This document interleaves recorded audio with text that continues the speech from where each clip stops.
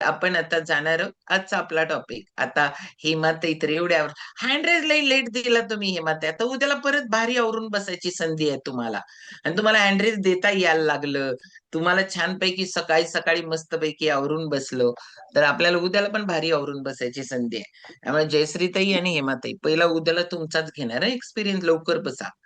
तर आता आपण जाऊ आजचा आपला टॉपिक.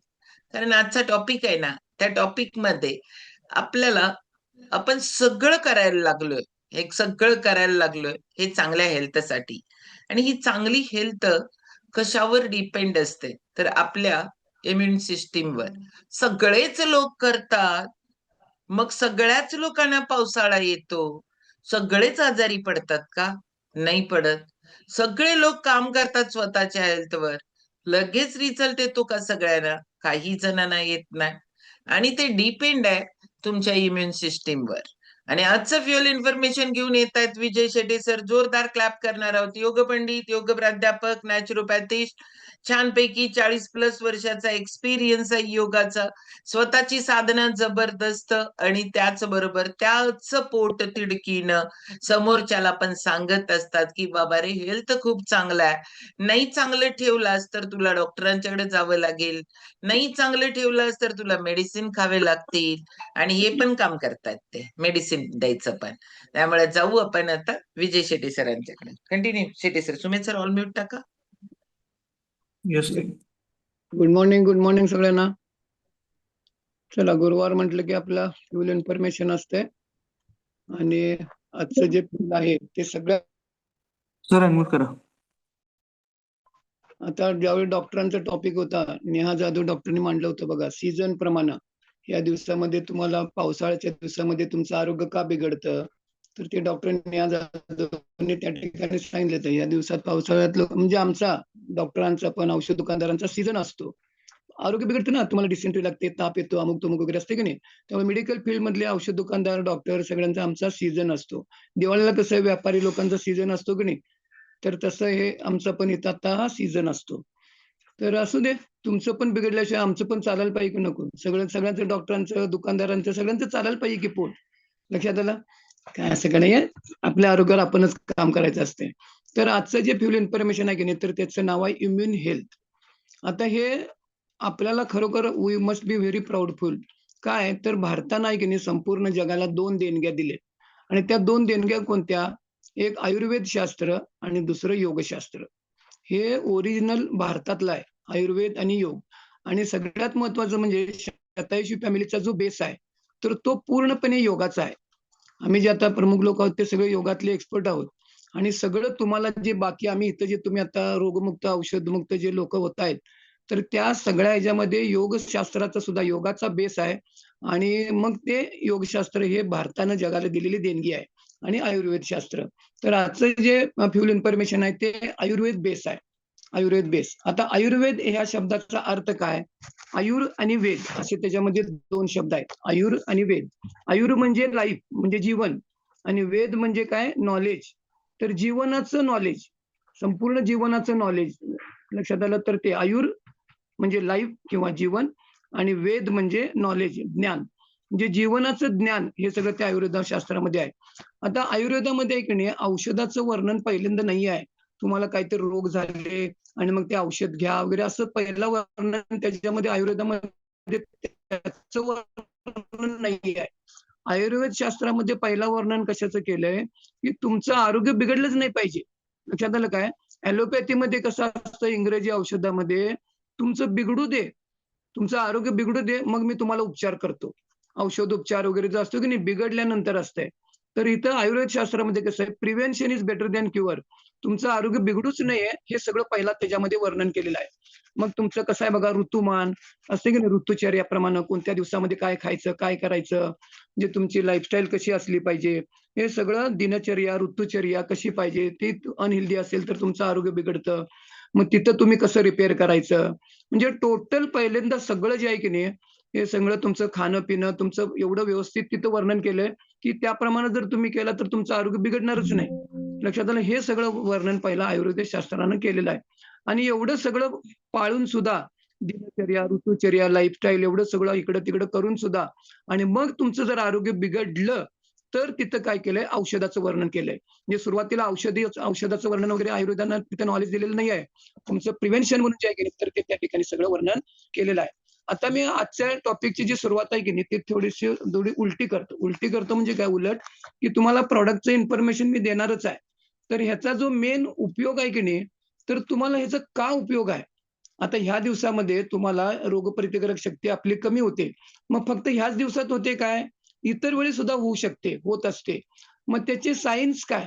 सिग्नल आता बघा तुम्ही आता साधारण 8 पॉइंट आहेत. तर ह्याच्यामध्ये तुम्ही कुठे सापडता काय बघा. मग जर तुम्ही ह्या 8 पॉइंटमध्ये जर कुठे सापडत असाल, तर तुमची इम्युन सिस्टम रोगप्रतिकारक शक्ती कमी आहे. तर त्यातलं पहिलं काय फीलिंग सिक ऑफन कायम तुम्हाला थकवा असतो बघा. कोल्ड, फ्लू, सर्दी, कफ वगैरे होतं की नाही वरचेवर तुम्हाला त्रास होत असेल. लक्षात आलं आणि ह्या दिवसात तर होतच होतं. तर ते तुमची इम्युन सिस्टम वीक आहे. तुम्हाला स्लो रिकव्हरी म्हणजे तुम्हाला आता काहीतरी जखम भरायची आहे, तर ती सावकाश होते. ताप आला, तुम्ही पटकन त्यातनं बाहेर पडत नाही. रिकव्हरी जी असते की नाही, तर ती फार स्लो असते. काही लोकांना जरी काही इकडे-तिकडे झालं, तर पटकन त्यातनं बाहेर पडतात. फास्ट रिकव्हरी असते. मग तुमची रिकव्हरी जर स्लो असेल, तर तुमची इम्युन सिस्टम कमी आहे. हाय स्ट्रेस लेव्हल तुम्ही जर सतत तणावाखाली असाल, मग ते कशाचं तणाव घेता हे कळत नाही बॉडीला. मग त्याच्यामुळे तुमची इम्युन सिस्टम वीक राहते. तुमचं डायजेशन इश्यू असतील, पोटाच्या तक्रारी, पोट बिघडले की आरोग्य बिघडते आणि पोटाच्या मग कोणत्याही पोटाच्या तक्रारी असू देत, तर त्याच्यामुळे काय होते तुमचं आरोग्य बिघडतं. तुमची इम्युन सिस्टम रोगप्रतिकारक शक्ती कमी राहते. तुम्ही कायम थकलेले असता. बघा हिमोग्लोबिन कमी असल्यामुळे तुम्ही थकता, दमता तो भाग वेगळा. हिमोग्लोबिन कमी तो तो इथं धरायचा नाही आहे. तुम्ही कायम असे वीकनेस असते म्हणजे लो एनर्जी असते. लक्षात आलं? तर तुम्ही तिथं जर असेल की नाही, तर तुमची ती इम्युन सिस्टम कमी आहे. नंतर स्लो हीलिंग पिरियड म्हणजे जखम वगैरे डायबिटीजच्या लोकांचं बघा. ते डायबिटीजमुळे जखम भरत नाही वगैरे ते आणखीन असतंच. तर हीलिंग प्रोसेस एकदम स्लो असते. लक्षात आलं? नंतर तुमचं ओव्हरवेट आहात. तुम्ही वजन बघा, पोटातली चरबी, वजन, चरबी कुणाकुणाचं चेक केलंय. जेवढं तुमचं वजन प्रमाणापेक्षा जादा आहे, तुमची मुळात जी इम्युन सिस्टम असते ती वीक राहते आणि तुम्हाला वरचेवर फंगल इन्फेक्शन होत असतं. मग त्याची फ्रिक्वेन्सी वाढत असते फंगल इन्फेक्शन. जर सारखं होत असेल, तर तुमची ही इम्युन सिस्टम वीक आहे. हे 8 सिग्नल आहेत, साईन आहेत. मग ह्याच्यात तुम्ही जर कुठे सापडत असाल, तर तुम्हाला त्याच्यावरती काम करावं लागणार. आता आणखीन एक पॉइंट आहे आणि मग मी तुम्हाला त्या औषधं, ते कालमेघ वगैरे त्यातले काय आहेत की नाही ते सांगतो. तुमचे कोणते फॅक्टर्स आहेत, की ज्याच्यामुळे तुमची इम्युन सिस्टम ती बिघडत असते? कुठले-कुठले फॅक्टर्स आहेत? कशामुळं आपली इम्युन सिस्टम बिघडते? तुमची रोगप्रतिकारक शक्ती कमी होते. तुमची रात्रीची झोप कमी असेल. लक्षात आलं? तुम्ही आता स्ट्रेस, ताणतणाव सांगितलं. पुअर डायट म्हणजे न्यूट्रिशन व्हॅल्यू त्याच्यात नसते किंवा न्यूट्रिशन फार कमी असतं. तुम्ही खाता-पिता सगळं खाता, कोण उपाशी राहत नाही. पण त्याच्यातनं पोषक तत्व मिळत नाहीत. आता कोण-कोण इथं शेक इनटेक करायला लागलेत, फ्यूल इनटेक कोण-कोण करताय? नवीन कुठं-कुठं लोक आले 3 डे ट्रायल पॅकला. जगातलं 1 नंबरचं न्यूट्रिशन तुमच्या पोटात जायला लागलं, जगातलं 1 नंबरचं. डोक्याच्या केसापासून पायाच्या नखापर्यंत. वेल बॅलन्समध्ये तुम्ही न्यूट्रिशन आणि रिच न्यूट्रिशन म्हणतो की नाही, रिच न्यूट्रिशन आहे. मग पुअर डायट जर असेल की नाही, तर इम्युन सिस्टम तुमची वीक राहते. सिडेंटरी लाईफस्टाईल तुमची बैठं जीवन असतं, त्याच्यामुळं. स्मोकिंग, सिगारेट वगैरे ओढत असाल, लंग्स वीक होत असतात तिथं. अल्कोहोल कन्झम्पशन, दारू वगैरे घेणारे लोकांचं बघा. तुम्हाला कुठलाही क्रोनिक डिसीज आहे, क्रोनिक म्हणजे जुनाट आजार. म्हणजे जुनाट आजार म्हणजे तुम्हाला कायम शुगर, बीपी हे जुने आजार असतात. म्हणजे वर्षानुवर्षे तुम्ही ते गोळ्या, औषधं चालूच असतात. त्याला म्हणायचं क्रोनिक आजार. एजिंग वय वाढेल तसं बघा, वय वाढेल तसं आपण व्यवहारामध्ये बघतो. एव्हरेज लोकांचं वय वाढेल तसं इम्युन सिस्टम कमी असते, रोगप्रतिकारक शक्ती कमी असते. जरा इकडे-तिकडे काय बदल झाला तर त्यांना लगेच रोग होतात किंवा व्याधी होत असतात. तर वयाप्रमाणे सुद्धा ती राहत असते. लॅक ऑफ हायजीन म्हणजे अस्वच्छता, स्वच्छतेचा अभाव म्हणजे त्याच्यामुळे सुद्धा तुमचं काय होतं इम्युन सिस्टम ती वीक राहत असते. नंतर एन्व्हायर्नमेंटल फॅक्टर्स हवामानामध्ये बघा आता बघा हवा कशी थंड आहे किंवा काय वगैरे मग व्हायरल इन्फेक्शन वगैरे म्हणतो की नाही, तर वातावरणाच्या ह्याच्यामुळे सुद्धा तुमची इम्युन सिस्टम वरती परिणाम होत असतो. Vitamin deficiency, vitamin A, C, E, D हे कमी पडतं.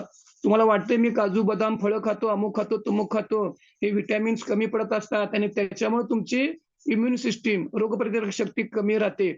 आता बघा इथं तुम्ही कोण-कोण लोकं औषधमुक्त, रोगमुक्त व्हायला लागलेत. माझं ते गेलं, हे गेलं. तर हे फुलफिलमेंट ऑफ हे सगळे विटॅमिन्स आणि मिनरल्स. लक्षात आलं? Lack of exercise. लक्षात आलं? तुमचं पाहिजेला तो एक्सरसाइज करत नाहीत. फिजिकल ऍक्टिव्हिटी कमी झालेली आहे, म्हणजे व्यायामाचा अभाव. लक्षात आलं? आणि स्लीप डिस्टर्बन्स, स्लीप ऍपनिया, आता तो एक वेगळा रोग असतो. तर एवढे सगळे याच्यामुळे काही जे फॅक्टर्स आहेत की ज्याच्यामुळे तुमची इम्युन सिस्टीम ही वीक राहत असते. तर मग आज जे immune system, immune health tablet आहे की नाही, तर हे पूर्णपणे आयुर्वेदिक आहे. आता याच्यामध्ये काय बघा, 3 गोष्टी आहेत. आता कंपनीने जे तयार केले आयुर्वेदिक नॉलेज. मग आता हे कंपनी आत्ता आली आहे 1980 ला. पण भारताचं किती वर्ष 5,000 वर्षापूर्वीचं आयुर्वेद शास्त्र आहे. तर हे आयुर्वेद ओल्ड नॉलेज. लक्षात आलं? With established research. आता याच्यामध्ये रिसर्च आहे. आयुर्वेदामध्ये सुद्धा रिसर्च आहे. आणि हे एस्टॅब्लिश झालेलं रिसर्च आहे. एवढं कंपनीनं त्याच्यावरती रिसर्च केलंय की नाही, नॉलेज आयुर्वेदामधलं आहे. मग प्लस काय, एस्टॅब्लिश रिसर्च आणि मॉडर्न सायन्स. लक्षात आलं? मॉडर्न सायन्स आणि मॉडर्न टेक्नॉलॉजी हे तिन्हीचं कॉम्बिनेशन आहे. काय, आयुर्वेदिक नॉलेज, नंतर एस्टॅब्लिश्ड रिसर्च, नंतर त्याच्यामध्ये मॉडर्न सायन्स आणि तुम्हाला मॉडर्न टेक्नॉलॉजी. ह्या तिन्हीचं कॉम्बिनेशनमुळे ह्या प्रोडक्टमुळे जे रिझल्ट येतात, म्हणजे तुमची रोगप्रतिकारक शक्ती वाढणार आहे, तर त्याचं हे तिन्हीच्या कॉम्बिनेशन ही त्याची स्पेशालिटी आहे. लक्षात आलं? तर आता याच्यामध्ये जे घटक आहेत की नाही, तर त्याच्यामध्ये 3 मेन घटक आहेत. कालमेघ, कुटकी आणि तुलसी. आता आपलं आरोग्य जे बिघडतं की नाही, तर आयुर्वेद शास्त्र, तर वात, पित्त, कफ, आपली प्रकृती वात, पित्त, कफ हे समप्रमाणामध्ये पाहिजे. आता इकडे आम्ही योगामध्ये सुद्धा सांगतो अग्निश समधातू मलकी येते. म्हणजे हे वात, पित्त, कफ हे कमी होऊन चालत नाहीत, वाढून चालत नाहीत. ते समप्रमाणात पाहिजेत. म्हणजे तिन्ही सुद्धा वात, पित्त आणि कफ हे कमी झाले तरी आरोग्य बिघडतं, वाढलं तरी सुद्धा बिघडतं. मग हे समप्रमाणात त्या ठिकाणी ते लागतात. लक्षात आलं? माझा आवाज ब्रेक होतोय? हो मला हो शेटे सर, मीच व्हिडिओ ऑफ केलाय कारण ब्रेक व्हायला लागलाय म्हणून. Okay okay okay okay. हा हं. हा.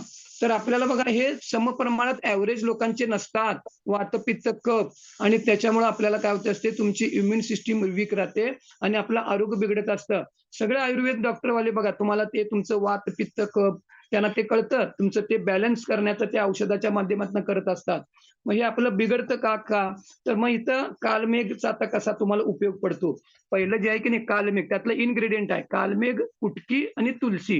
हे 3 त्यातले मेन इन्ग्रेडियंट आहेत. तर कालमेघ works as a antibacterial, antioxidant म्हणून त्याचा गुणधर्म आहे. अँटीऑक्सिडंट म्हणजे फ्री रॅडिकल, पेशी लेवलचा कचरा, तुमच्या शरीरामध्ये कचरा तयार होत असतो, तर तिथे अँटीऑक्सिडंट म्हणून हे कालमेघ उपयोगी पडतं. अँटीबॅक्टेरियल, बॅक्टेरिया तयार होतात की नाही, बॅक्टेरिया, व्हायरस वगैरे असते की नाही, हे तुमच्या शरीरामध्ये कशाच्या त्या माध्यमातून, पाण्यातनं, कशातनं पण बॅक्टेरिया जातात बघा. तर कालमेघ वर्क्स ॲज अ अँटीबॅक्टेरियल. लक्षात आलं? लिव्हर, तुमचं लिव्हर फंक्शन, लिव्हर आपलं आरोग्य बिघडण्याचं मेन कारण तुमचा लिव्हरचं काम व्यवस्थित नसतं. मग हे लिव्हरच्या कामामध्ये तिथं त्याचं लिव्हरचं फंक्शन ओके करण्यामध्ये हे कालमेघ जे आहे की नाही, तर त्याचा उपयोग असतो. म्हणजे त्याचं फंक्शन, पाचक रस तयार होणे, पचवणे असतं की नाही काम, तर ते अग्नितत्वाशी निगडीत आहे. हे कालमेघ जे आहे की नाही, वात, पित्त, कफ अग्नितत्वाशी निगडीत आहे. मग तुमचा अग्नी म्हणजे डायजेशन, पचन वीक असतं, तुम्ही खाल्लेलं पचत नाही. मग पचलं नाही की ते ऍब्सॉर्प्शन होत नाही. मग ते पुढचं ऍब्सॉर्प्शन, मग रक्तात रूपांतर, मग ते ऍब्सॉर्ब झालं तर पुढची प्रोसेस असते. मग तुम्हाला पहिल्यांदाच काय होतं, ते अन्न खाल्लेलं पचतच नाही. मग पचलं नाही तर ते ऍब्सॉर्प्शन होत नाही. आणि म्हणून इथं रूट कॉजवर काय, कालमेघ अँटीबॅक्टेरियल, अँटीव्हायरस, अँटीऑक्सिडंट म्हणून काम करतं आणि अग्नितत्वाशी निगडीत असल्यामुळे तुमचं पचन ओके, पोट व्यवस्थित, आरोग्य व्यवस्थित. लक्षात आलं? तर हे पचनाचे अपचन होतं बघा, तुम्हाला संडासला लागलं, गॅसेस होतात, पित्ताचा त्रास होतो, मी सांगितलं की नाही, हे तर तिथं सगळीकडे आपल्याला काय होतं, तर हे तुमचं इम्युन सिस्टीम तिकडे वीक होत राहतंय. आणि मग तिथं काय होतं, हे कालमेघ काय उपयोगी पडतं, तुमचं डायजेशन, अग्नितत्व, पाचक रस, एन्झाईम्स, लक्षात आलं काय, त्याचं सिक्रिशन वगैरे, त्याचं जे फंक्शन व्यवस्थित चालायला पाहिजे, आणि ते बिघडतं आपल्या ह्या दिवसामध्ये. तुम्ही पाणी म्हणा किंवा काय, आपल्याला अशुद्ध पाणी येतं हवेमध्ये, जे असतं की नाही व्हायरस किंवा काय वगैरे, त्याच्यामुळे आपल्याला सर्दी, ताप, मी म्हटलं की नाही औषध दुकानदारांचा, डॉक्टरांचा या दिवसामध्ये सीझन असतो, तर त्याच्यामुळे सर्दी, ताप वगैरे वरचेवर होतं की नाही किंवा काय, तरी तुमचं तिथं लिव्हरचं काम, पचनाचं काम बिघडतं. तर हे कालमेघ त्या ठिकाणी काय होत असतं, उपयोगी पडत असतं. लक्षात आलं? आता सर्दी, ताप वगैरे आहे की नाही, त्वचारोग, तिथं सुद्धा मग हे काय औषध आहे काय हो? नाही आहे. हे फूड फॉर प्रॉब्लेम वगैरे असतात बघा. सूज येते, पायावर सूज येते, एडिमा वगैरे असते की नाही, तर तिथं तर हे तुमच्या त्या मेडिसिन म्हणून डॉक्टर काय करतात, तर उपचार वेगळा. तर तिथं सुद्धा तुम्हाला हे न्यूट्रिशन हे जर तुमच्या ह्याच्यामध्ये गेलं, आपण दररोज सकाळी संध्याकाळी जर गोळी घेतली, तरी तुम्हाला तिकडे सुद्धा हे काही प्रकारच्या स्किनचे रोग जे असतात की नाही, हे सूजबीज येते, तर तिथे सुद्धा त्याचा उपयोग झालेला दिसून येतो. तर हे मी तुम्हाला काय कुटकी कुटकी आता पित्त, वातपित्त कफ म्हटलं की नाही, तर पित्त आणि कफ दोषावर उपयुक्त. पित्त आणि कफ दोषावरती हे उपयोगी पडतं. वातपित्त कफ समप्रमाणात पाहिजेत. परत तेच लिव्हर फंक्शन, पित्त रस, डायजेस्टिव्ह एन्झाईम. बघा, प्रोटेक्ट युअर लिव्हर. तुमच्या लिव्हरचं जेवढं संरक्षण कराल की नाही, तेवढं तुमचं आरोग्य चांगलं राहणार आहे. वजन कमी करायचं आहे, वर्क ऑन लिव्हर. तुम्हाला डायबिटीज मुक्त व्हायचं आहे, वर्क ऑन लिव्हर. तुम्हाला औषध मुक्त व्हायचं आहे, वर्क ऑन लिव्हर. मग हे कालमेघ, आता हे जे कुटकी आहे की नाही, आता इम्युन हेल्थ हे तुमच्या लिव्हरवर कसं तुमचं काम व्यवस्थित करतं बघा. तिथं पण आता अग्नी दीपक म्हणजे पचन, ओके, पचन तुमचं परत तिथं पण ते चाललं, पित्तरस लक्षात आलं. तर तिथं लिव्हरला त्याच्या कामामध्ये स्टिम्युलेशन, उद्दीपित करणे, स्टिम्युलेशनचा अर्थ उद्दीपित, त्याला जरा दे धक्का, लिव्हर तुझं काम अजून चांगलं कर. तर ते धक्का द्यायचं काम कोण करतंय, हे कुटकी जे आहे की नाही, तर तुमच्या लिव्हरच्या कामाला अजून सपोर्टिंग करतं. लक्षात आलं. आता आपण पेट्रोलमध्ये, गाडीमध्ये बघा, इंधन जे असतं की नाही, तर पेट्रोल असतं, डिझेल असेल तर डिझेल असतं, पण इंजिनला इंजिन ऑइल पण घालावं लागतं. इंजिन ऑइल आपण घालतो की नाही. आता नुसतं पेट्रोल किंवा डिझेलवरची गाडी, ती नुसती पेट्रोल किंवा डिझेलवर चालत नसते. लक्षात, त्याला इंजिन ऑइल सुद्धा लागत असतं. मग हे कार मधलं इंजिन ऑइल सारखं काम करतं. कुटकी जे आहे की नाही, कालमेघ अधिक कुटकी, मग अशी मी तुम्हाला कालमेघ सांगितलं, आणि हे विथ कुटकी, हे दोन्ही पेट्रोल अधिक इंजिन ऑइल. मग हे कुटकी काय करतं, इंजिन ऑइल सारखं काम करतं. इंजिन ऑइल जर गाडीत नसेल तर फ्रिक्शन, आवाज येतो. लक्षात आलं. तर मग हे कुटकी जर तुमच्या आरामात, कालमेघ विथ कुटकी गेलं, तर लक्षात येते मी काय उदाहरण द्यायला लागलोय. पेट्रोल गाडीत घातलाय, पण त्या गाडीमध्ये जर इंजिन ऑइल नसेल, तर गाडीचं फ्रिक्शन वाढतं आणि आवाज गाडी कुरकुरणार तुमची. मग हे कुटकी वर्क्स ॲज अ इंजिन ऑइल. लक्षात आलं. तर ते दोन्ही मग एकत्रित. आता वजन कमी करणाऱ्या औषधात, आता बघा, काही आयुर्वेदिक जे औषधं असतात की नाही, तर तिथं वजन कमी करणाऱ्या औषधामध्ये हे कुटकी घातलं जातं. तुम्हाला काही पचनाच्या तक्रारी असतात, हे काढे वगैरे जे देतात की नाही डॉक्टर लोक, तर त्याच्यामध्ये हे कुटकी असतं. मग तिथं त्याने ते ॲज अ मेडिसिन म्हणून वापरलं. तुम्हाला वजन कमी करण्याची काही औषधं पण आहेत. लक्षात आलं. मेदारी वगैरे आम्ही ते विकायचो. नुसती ती औषधं खाऊन सुद्धा वजन कमी होत नसतं, मुळावर काम करावं लागतं. तर आहे त्या आयुर्वेदिक औषधाच्या प्रमाणे कुटकी वजन कमी करण्याच्या औषधात वापरलं जातं. मग तुम्हाला पचनाच्या तक्रारी असतात तिथं. आता इथं काय होतं, ह्या कुटकी आणि ह्याच्यामुळे काय होतं, तुमचं फॅटमध्ये कन्व्हर्ट होत नाही. तुम्ही आता बघा, ज्यांना कोणाला वजन कमी करत असताना इनडायरेक्ट तुम्हाला तिकडे सुद्धा याचा उपयोग होणार आहे. तुम्ही जर ऍड केलं, तुमची इकडे तुम्ही कशासाठी, तुमची रोगप्रतिकारक शक्ती सुद्धा वाढणार आहे. पण हे कुटकी आणि हे कालमेघ एकत्र ज्यावेळी जातं का नाही, तर तिथं काय होतं, तुमचं फॅट जे असतं तुम्ही खाल्लेलं, तर ते कन्व्हर्ट होत नाही. तुमचं खाल्लेलं जे असतं की नाही, तर तुम्हाला पचन पचन व्यवस्थित, भूक चांगली लागते, योग्य ती लागते. लक्षात आलं काय? आणि पचनशक्ती तुमची वाढते, आणि मग ते खाल्लेलं असते की नाही, तर ते एनर्जीमध्ये कन्व्हर्ट होतं, ना की चरबीमध्ये कन्व्हर्ट होत नाही. लक्षात आलं. आणि म्हणून हे कुटकी सुद्धा अँटीबॅक्टेरियल इफेक्ट असतो. लक्षात आलं. पचन बिघडलं की तुमचं आरोग्य बिघडतं. डॉक्टर बघा, तुम्हाला मी सांगतो, आयुर्वेदिक डॉक्टर बघा, आयुर्वेदिक डॉक्टर तर करतातच, तुम्हाला बघा करा म्हणतात. मग तुमची जीभ बघतात. मग जिभेवर पांढरं असं कूट चढतं बघा, पांढरं. लक्षात आलं. मग त्यांना ते सिग्नल असते, तुमची इम्युन सिस्टीम वीक आहे. तुम्हाला हे बघता, हे सिग्नल आहे ते आयुर्वेदाच्या ह्याच्याप्रमाणे की नाही. बरेच ॲलोपॅथिक डॉक्टर सुद्धा तुमची जीभ बघतात. तर जिभेवर जर पांढरं असं हे जर झालं असेल की नाही, तर मग त्याच्यामुळे काय आहे, तुमची इम्युन सिस्टीम वीक आहे, तुमचं पचन बिघडलेलं आहे. आणि हे तिथं पचनाच्या ह्याच्यावरती हे कालमेघ आणि कुटकी त्या ठिकाणी ते उपयोगी पडत असतात.